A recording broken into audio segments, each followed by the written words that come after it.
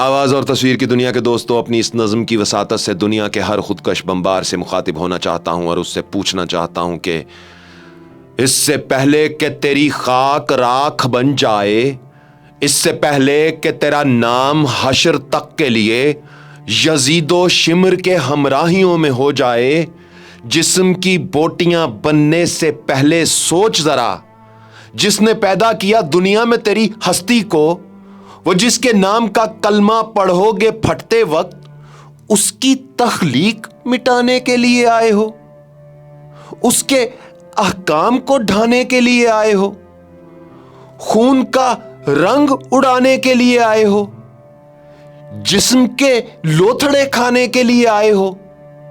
سنو، پھٹ کے تم موت سے آزاد نہیں ہو سکتے، اتنا آسان نہیں مر کے رہا ہو جانا۔ تم اسی پل میں گزارو گے ہزاروں صدیاں، حشر تک موت تمہارے لیے ہر پل ہوگی۔ تم نے جس سوچ کی خاطر یہ اذیت جھیلی، اس کا خمیازہ کبھی ختم نہ ہو پائے گا۔ اس سے پہلے کہ سر دھڑ سے جدا ہو جائے، اس سے پہلے کہ بارود میں تو کھو جائے، آئینہ اپنے گریبان کا تم چاک کرو، بھیڑیا بن کے نہ انسانیت پہ وار کرو، یزید و شمر کے رستے سے اجتناب کرو۔ اور سنو، خاک کو راکھ بنا کر نہیں ملتی جنت،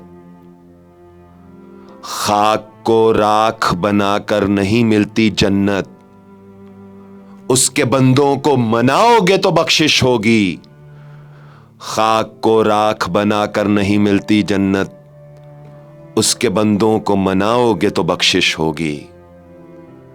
آواز اور تصویر کی دنیا کے دوستو، اگر میرے ان الفاظ نے، میری اس نظم نے آپ کے دل پر دستک دی ہے تو اس دستک کا جواب دل کا دروازہ کھول کر دیجئے، کمنٹس میں اپنی رائے کا اظہار لکھ کر کیجئے، ویڈیو کو لائک کر کے اگر دل چاہے تو اسے شیئر بھی کیجئے۔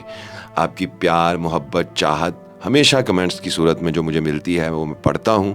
کمنٹس کم کیوں کرتے ہیں؟ زیادہ سے زیادہ کیا کریں۔ یہاں تک جس نے دیکھا ہے وہ تو لازمی کمنٹس کر کے جائے گا۔ اپنا خیال تو سب رکھتے ہیں، آپ ان کا بھی خیال رکھا کریں جن کا کوئی خیال نہیں رکھتا۔ عزیر رشید کو اجازت دیجیے۔ اللہ آپ سب کا حامی و ناصر۔ اللہ حافظ۔